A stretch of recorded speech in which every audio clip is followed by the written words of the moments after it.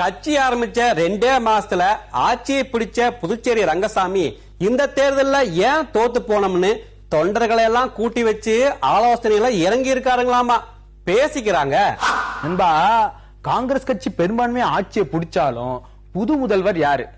காங்கிரஸ் கட்சி தலைவர் நமச்சிவாயமா, இல்ல முன்னாள் முதலமைச்சர் வைத்தியலிங்கமா, இல்ல முன்னாள் மத்திய அமைச்சர் நாராயணசாமியான்னு பெரிய போட்டியே நடக்குதான் சொல்லிக்கிட்டாங்க.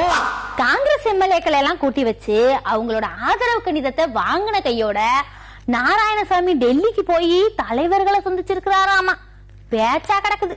8 மாசத்துல கட்சியை வளர்த்த கதையையும் ஆளுங்கட்சிக்கு எதிரான போராட்டத்தையும் தனக்குன்னு இருக்கிற செல்வாக்கையும் எடுத்து வச்சு நமச்சிவாயன் டெல்லியில காய் நகர்த்துறாராம்.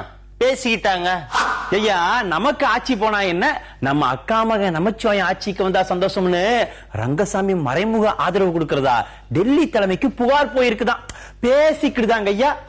புதுச்சேரியில பெரும்பான்மையா இருக்கிற சாதிக்காரங்க தான் முதல்வரா வரணும். அதனால நமச்சிவாயத்துக்கு கொடுங்க, நாராயணசாமி வேற சாதி, அவருக்கு கொடுக்காதீங்க அப்படின்னு சாதி அரசியலும் ஓங்கி இருக்குதுங்களா. பேசிக்கிறாங்க.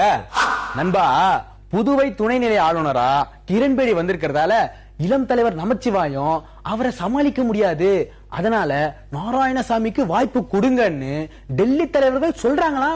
பேசிக்கிட்டாங்க. நாராயணசாமி முதல்வரானா 6 மாசத்துல தேர்தல்ல போட்டி போட்டு எம்எல்ஏ ஆகுறதும் கஷ்டம். அது மட்டும் இல்லாம சட்டமன்றத்திலையும் கடுமையான எதிர்ப்பை சந்திக்க வேண்டியது இருக்கும். அதனால பார்த்து செய்யுங்க அப்படின்னு பேச்சாமா சொல்லிக்கிட்டாங்க. முன்னாள் முதல்வர் வைத்தியலிங்கம் தன்னோட ஆதரவை நமச்சிவாயம் குரூப்புக்கு கொடுத்துட்டாராம். இப்போ முதல்வர் பிரச்சனையால கோஷ்டிகள் அதிகமாக வாய்ப்பு இருக்குதான் சொல்லிக்கிட்டாங்க. ஐயா, டெல்லியில சோனியா காந்தியோட ஆதரவு நாராயணசாமிக்கும் ராகுல் காந்தியோட ஆதரவு நமச்சிவாயத்துக்கும் இருக்குதான். யாரோட முடிவு இறுதி முடிவு அப்படின்னு பெரிய குழப்பமா பேசிக்கிட்டுதாங்க ஐயா.